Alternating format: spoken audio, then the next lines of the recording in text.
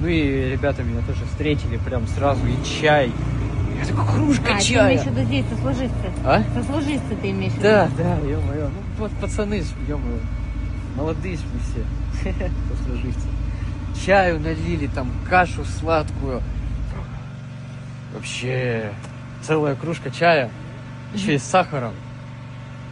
Для счастья на самом деле очень мало в жизни надо вообще. Все познается в сравнении. И Царствие Небесное, вспоминая вот Афгана, он же, с нами Да, был я тогда, знаю. Очень жалко погиб. его. Я помню, он говорил такую фразу, как бы вот хорошо не было в жизни, так будет не всегда.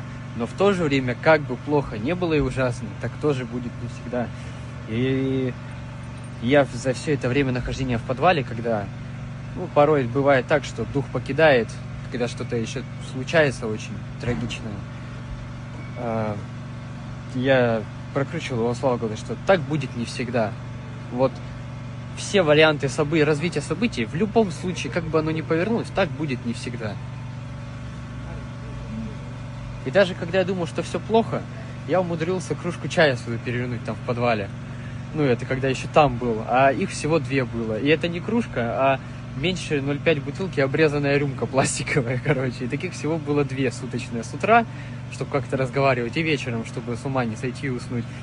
И рука, дрогнула у меня, перевернул. Меня, конечно, да, внутри что-то сломалось, но я посидел и подумал, думаю, а ведь все хорошо же было. То есть, все это голод, обезвоживание, грязь там. Но у меня была кружка чая, а сейчас ее нет. Сейчас ее нет, то есть все познается в сравнении.